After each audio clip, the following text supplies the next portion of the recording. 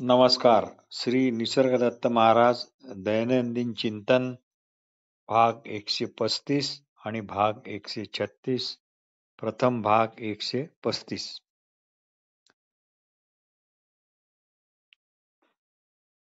श्री निसर्गदत्त महाराज म्हणतात, ज्याच्याने देहभाव कळणे शक्य झाले आहे त्याच कळतेपणाला धरून ठेवा. ज्याच्यामुळे देहभाव कळणे शक्य झाले आहे त्याच कळतेपणाला धरून ठेवा. ज्याच्यामुळे जे काही कळते ज्याच्यामुळे जे काही कळते ते जे कळतेपण आहे ते स्थिर आणि नित्य प्राप्तच आहे. ते नाही असे कधीच होत नाही, म्हणून तेच धरून ठेवा. तुम्ही नसताना मन नाही, मनाचे कळणे नाही, मनाचे न कळणे हे पण नाही. विचार निर्विचार अशा स्थितीचे कळणे किंवा न कळणे हे केवळ तुमच्या अगोदरपणाने असणाऱ्या असणेपणामुळेच शक्य झाले आहे.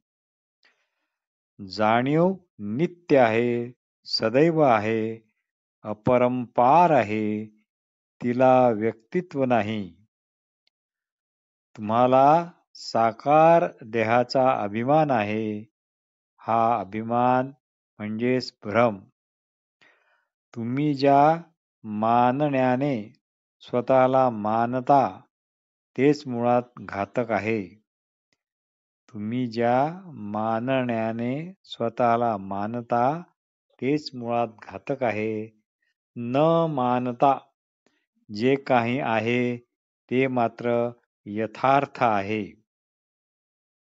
आपण सर्व काही आहोत. आपण जर सर्व काही आहोत तर ते सुखही आहे आणि दुःखही आहे. हे असे आपल्याहून वेगळे असे काहीतरी आहे काय की जे आपल्याला सुखी किंवा दुःखी करू शकेल? तात्पर्य ज्ञानाग्नी म्हणजे आपले अगोदरचे पण होय, हे सदैव लक्षात ठेवा. हाच संतोष किंवा संतोषाचा प्रकाश असे महाराज म्हणतात. अग्नी कधीच जळत नाही, तो फक्त प्रगट किंवा अप्रगट असा असतो, पण तो लाकडाला मात्र निश्चित जाळतो. त्यामुळे आपले मूळचे अगोदरपणाने असणारे असणेपण कधीच जात येत नाही. आपले त्याकडे लक्ष असल्यास आपण तेच होतो. आपले त्याकडे लक्ष असल्यास आपण तेच होतो, किंबहुना ते आपण अगोदरपासूनच असतो. जेव्हा आपण तेच होतो म्हणजे देहाने नव्हे तर या अशा बोधाने आपण जन्म मरण असे मूळचे असतो तसेच राहतो. तुम्ही देहाला मध्ये आणू नका. देह देहाच्या ठिकाणी देहधर्मानेच वागतात. तुमच्या नियंत्रणाच्या बाहेर ते देहधर्म आहेत. देहात्मबुद्धी शाबूत ठेवून तुम्हाला अजन्मा वगैरे होता येणार नाही व अमर पण होता येणार नाही. व त्याची देहात्मबुद्धी ठेवून आकर्षण असणे ही रुग्ण मानसिक अवस्था आहे. असे असूनही त्यांची देहात्मबुद्धी ठेवून आकर्षण असणे ही रुग्ण मानसिक अवस्था आहे. अशी स्पष्टता येण्याकरता गुरुवचनाच्या ऐकणाऱ्याचे पाय सोडू नका. हे पाय हाताने धरता येत नाही, तर विवेकाने धरता येतात. निश्चयाच्या विवेकाने ते धरता येतील. तुम्ही आपण स्त्री पुरुष कोणत्या हाताने धरून ठेवले आहे? निश्चयाच्याच हाताने ना. तुम्हीच असणेपणाने आहात, केवळ असणेपणानेच आहात. हे ज्ञान निराकारच असते. 100ची नोट हरवली म्हणून दुःखी होणे किंवा ती आता सापडली म्हणून दुःखी होणे हे निराकार आहे की साकार आहे? असो, श्री निसर्गदत्त महाराज म्हणतात किंवा आपल्याला विचारतात, म्हणजे ज्ञानी हा साकार आहे, पण त्याचे ज्ञान हे निराकारच असते. पण आपण ज्ञाता म्हणून ज्ञातेपणाशी चिटकून राहतो. ते मात्र आकार म्हणून असते. म्हणूनच महाराज म्हणतात, या बाबतीत निशंक होऊन आत्मप्रेमाला, आपल्यावरच असलेल्या प्रेमाला जपा. भाग 136. जगामध्ये तुम्ही सर्वप्रथम काय करता? जगामध्ये तुम्ही सर्वप्रथम काय करता? तुम्ही असल्याची जाणीव अबाधित कशी राहील याचीच फक्त काळजी करता. बाकी सर्व गोष्टी मग नंतरच्या. जन्म मरण हे शब्द आपल्या केवळ समाधानाकरताच आपण वापरतो आणि मानतो. खरे म्हणजे असणेपणाला जन्म मृत्यूच नाहीत. कायेला जरूर आहेत, कारण जाणवणे शक्य झाले तो जन्म आणि जाणवणे अशक्य झाले तो मृत्यू. बस इतकेच होते.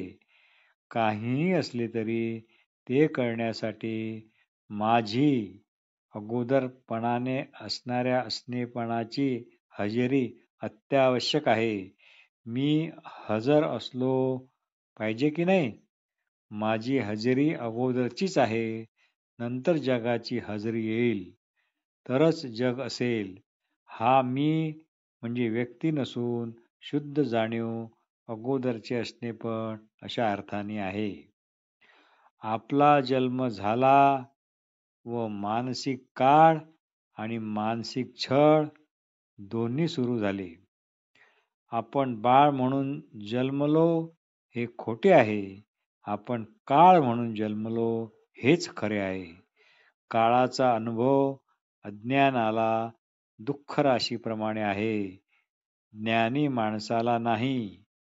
हे फक्त तुम्ही सध्या ऐकून ठेवा. कोणतीही साधना करायला नको. काय ऐकलत ते फक्त ध्यानात ठेवा, आठवत राहा. हाच खरा नामजप समजा. तो जपा म्हणजे सांभाळा. मग ध्यानच जणू तुमच्याशी बोलू लागेल, पुढचे शिकवत राहील व आपण केवळ अगोदरपणाने कसे याचे ज्ञान तुमच्या पुढे आपोआप येईल. तेव्हा लक्षात येईल की ध्यान आणि ज्ञान एकच आहे. त्या दोन वेगवेगळ्या गोष्टी नाहीतच. जितका वेळ आपण अगोदरचे म्हणून आपण आपल्या शुद्ध असणेपणात आहोत, तितका वेळ जणू आपले ध्यान सिद्ध झाले असे समजा.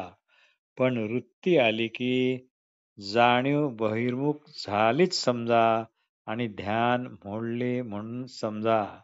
साधकाला रोज किमान तास अर्धा तास खास वेळ काढून ध्यानाला बसावे लागते. ध्यानाला बसताना ध्यानासंबंधी कुठलीही ऐकीव वाचीव सांगीव माहिती दूर सारून मगच ध्यानाला बसा. इतकेच करा. मग ध्यानच तुम्हाला ध्यान कसे करायचे ते आपोआप शिकवेल याची खात्री बाळगा. ध्यानाला अशा प्रकारे न बसता हे सर्व ऐकवले गेले आहे ते केवळ तुमच्याकरता मग शब्द भांडवलच राहील. तुम्हाला न कळताच तुमचा जन्म झाला आहे. मग तुम्ही कळते पण घेतले आहे.